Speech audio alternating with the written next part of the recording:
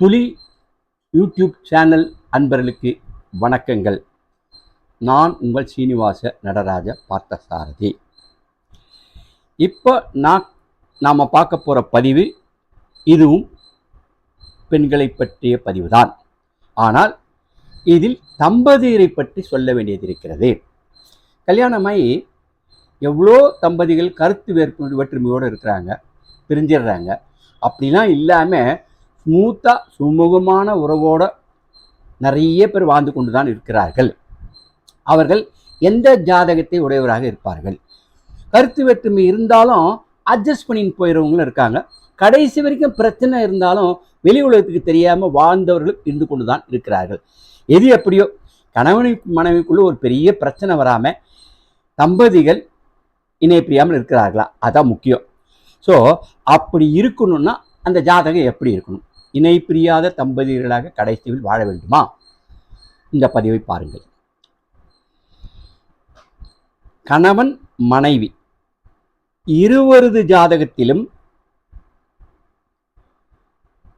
சுக்கிரனும் சூரியனும் சந்திரனும் செவ்வாயும் லக்னமும், சுக்கிரன் சூரியன் சந்திரன் செவ்வாய் லக்னம் ஒன்றுக்கொன்று சம்பந்தம் இருக்குமானால் திருமண வாழ்வில் சிறு சிறு பிரச்சனைகள் ஏற்பட்டாலும் விட்டு கொடுக்கும் மனப்பான்மையை கொடுத்து இறுதி வரை மனம் விட்டு பேசி பழகி மகிழ்ச்சியான குடும்ப வாழ்க்கைக்கு சென்று விடுவார்கள்.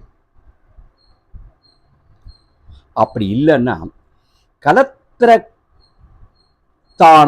என்று சொல்லப்படும் லக்னத்திற்கு 7ஆம் இடம் கலத்திரஸ்தானம். அந்த கலத்திரஸ்தானத்தை குரு பார்வை பட்டாலும்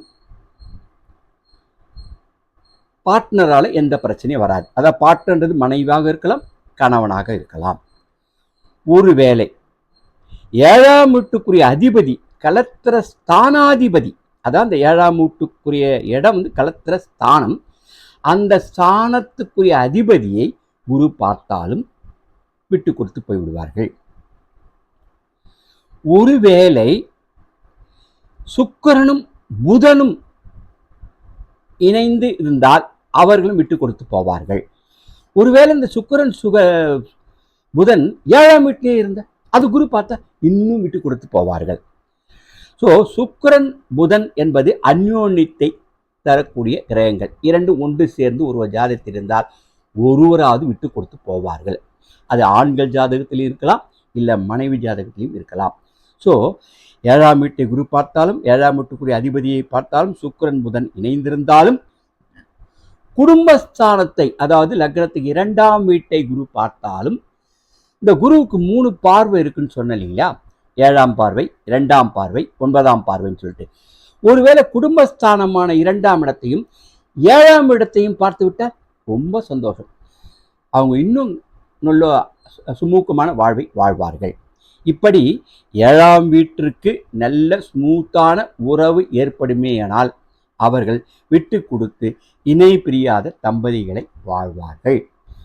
சில பேருக்கு பிரச்சனை இருந்தாலும் அவர்கள் வெளியிலே தெரியாத வரைக்கும் ஒருத்தருக்கு ஒருத்தர் விட்டு கொடுத்து ஏதாவது சப்ஜெக்ட்ல ஒருத்தருக்குள்ள அப்படி இருந்தாலும் அதை பெருசுப்படுத்தாம அந்யோன்யமாக வாழ்ந்து கொண்டிருப்பார்கள். மொத்தத்தில் பிரியாமல் இருப்பார்கள். முக்கியமா ராகு கேது சம்பந்தம் ஏற்படக்கூடாது. 7ஆம் வீட்டோடு 1, 7 இடத்தில் ராகு கேது சம்பந்தப்பட்ட இவர்கள் பிரிவினை தரக்கூடிய கிரகங்கள். ஒருவேளை அப்படி இருந்து அதையும் குரு பார்ப்பாரானால், சுபர்கள் பார்ப்பாரானால் அதிலேயும் பிரச்சனை எதுவும் வராது. ஆக மொத்தத்தில் எந்தெந்த விஷயத்தில் பிரச்சனைகள் ஏற்படும், அதை ஜாதகம் எப்படி தவிர்த்து விடுகிறது என்பதை இந்த பதிவு மூலம் நீங்கள் பார்த்திருப்பீர்கள். அதனால முதல்ல மனது இருந்தால் மார்க்கம் உண்டு அப்படின்னு முதல்ல மனசு வச்சுக்கோங்க. என்ன நடந்தாலும் கணவன் மனைவிக்குள்ள விட்டு கொடுங்கள். விட்டு கொடுத்தவர்கள் ஒருபோதும் கெட்டு போவதில்லை. இதுவரை உங்களிடம் உரையாற்றியது உங்கள் சீனிவாச நடராஜ பார்த்தசாரதி. வாழ்க வையகம், வாழ்க வளமுடன்.